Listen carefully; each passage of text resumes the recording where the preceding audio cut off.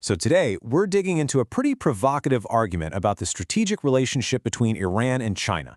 The perspective we're breaking down claims that if you really want to understand the threat Iran poses on the global stage, you have to look directly at Beijing. Let's get into it. Okay, so the entire argument we're examining today, it really boils down to this one single idea. The source basically says that Iran's threat level isn't just about its own actions, but that it's fundamentally made possible by its relationship with China. Everything else we're about to cover really stems from this core claim. So, what does that support actually look like? Well, according to this perspective, the first piece of the puzzle is a non-military lifeline from Beijing, one that it's argued is absolutely essential for the Iranian regime's very survival. Let's break down what that includes. I mean, just look at that number. The sheer scale of the economic connection being claimed here is kind of staggering. The source asserts that in any given year, China buys between 80 and 90% of all of Iran's crude oil exports. Think about that. That's not just a little trade, right? This one relationship is basically framed as the financial bedrock keeping the entire regime afloat. So this non-military support, as it's described here, you can think of it as resting on three main pillars. First, you've got that massive economic lifeline we just talked about, the oil. Second, there's diplomatic cover on the world stage. And third is what the source calls propaganda blasts coming out of Beijing, which it claims are designed to stop any potential U.S. action against Iran. All right, so we've talked about the economic side. Now let's shift gears and look at the military dimension. The source argues this support isn't just financial. It makes some really bold claims about China's alleged role in helping build up Iran's arsenal, both directly and, well, through other countries. Okay, before we go any further, there's a key name you need to know to understand this next part. The Con network.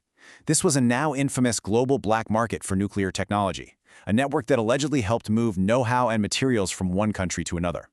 So here's how this source claims the technology transfer actually went down. It's laid out as a three-step process. Step 1, Chinese nuclear technology gets sent over to Pakistan.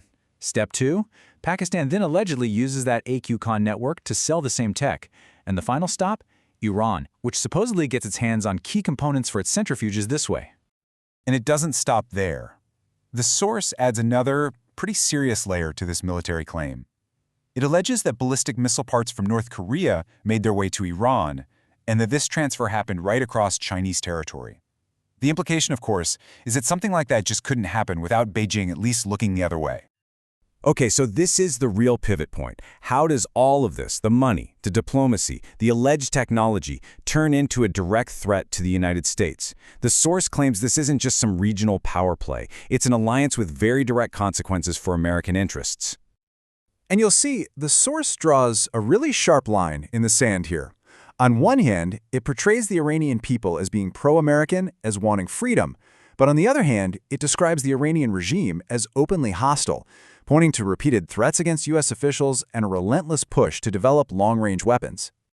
And to really hammer this point home, the source makes this incredibly specific claim about Iran's missile capabilities right now. This isn't presented as a maybe someday threat. It's framed as an existing reality, a weapon that can supposedly reach the U.S. mainland and completely change the strategic game.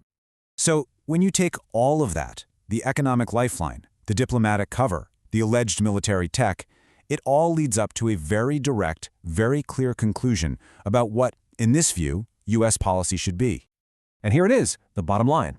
The source basically concludes that this combination of factors, the regime's hostility, its alleged long-range weapons, and that critical support from China, makes its removal a direct national security interest for the United States.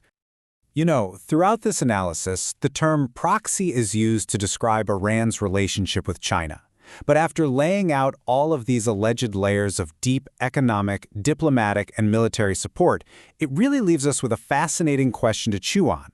At what point does a so-called proxy actually become a full-fledged ally?